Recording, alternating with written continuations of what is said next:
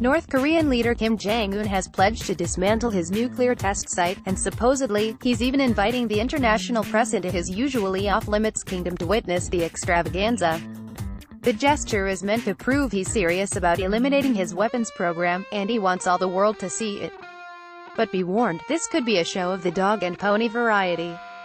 Some experts claim the site has already been pulverized by previous tests and is now of little use. If that's the case, Kim's move, at best, may be merely symbolic. At worst, it could be a ruse, meant to convince a hopeful world that he's ditching his nukes when he's not. How can we know what the truth really is? And here we find the one factor that may kill off any nuclear deal with North Korea: verification. The US and South Korea will need to be assured the North Koreans are doing what they say they're doing. Any agreement will have to include some sort of process to inspect Pyongyang's nuclear facilities and verify that every aspect of Kim's weapons-making program has been eliminated.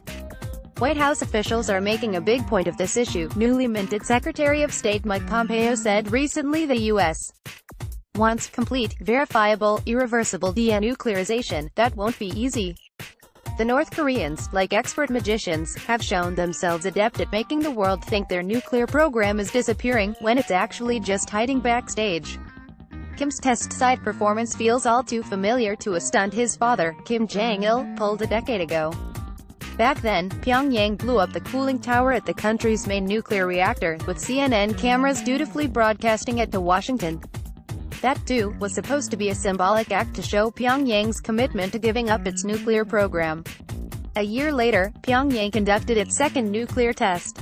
The verification problem was one key reason why the first major attempt at denuclearization failed, too. In 1994, the Clinton administration struck a deal with Pyongyang under which the U.S. would build 2 nuclear reactors for North Korea, which couldn't easily produce the material necessary to make bombs, in return for the closure of its existing facilities, which could, and an end to its weapons development. The deal broke apart in the early 2000s amid mutual recriminations. The causes of the collapse were complex, but at its core was uncertainty over whether North Korea was abiding by its agreement. Washington had become convinced Pyongyang was cheating by secretly continuing its nuclear weapons program. Making matters worse, the North Koreans bred suspicion by being uncooperative with the International Atomic Energy Agency, which was tasked with monitoring aspects of Pyongyang's compliance. To make any new deal work, Kim will have to pull the curtain away from his entire nuclear program. Inspectors will have to be allowed into every nook and cranny. There's no guarantee Pyongyang is going to be willing to allow this. Any sovereign state would be troubled by such a prospect. But even if it did, being certain, absolutely certain, Kim isn't hiding something in an unknown, undisclosed facility somewhere would be extremely difficult. So it's really just a matter of when, not if, the verification conundrum becomes a sticking point as negotiations move forward. Wary of past failures, Washington is already intent on demanding Kim substantially dismantle his program before he gets any significant relief from international sanctions, which means verification becomes a critical matter from the get-go. If anything, President Donald Trump's concerns about the nuclear agreement with Iran will only heighten Washington's well-aroused suspicions that North Korea could try to cheat. In the end, any deal will depend on something that's in very short supply on the Korean peninsula: trust. To the North Koreans, the U.S. is an imperialist monster bent on wiping their country off the map.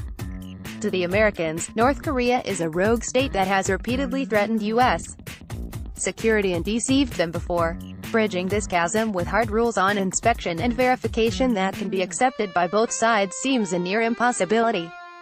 This latest North Korea show might close on opening night. To contact the author of this story, Michael Schumann at contactschumann@gmail.com. Contact the editor responsible for this story, Katrina Nicholas at nicholas2@bloomberg.com.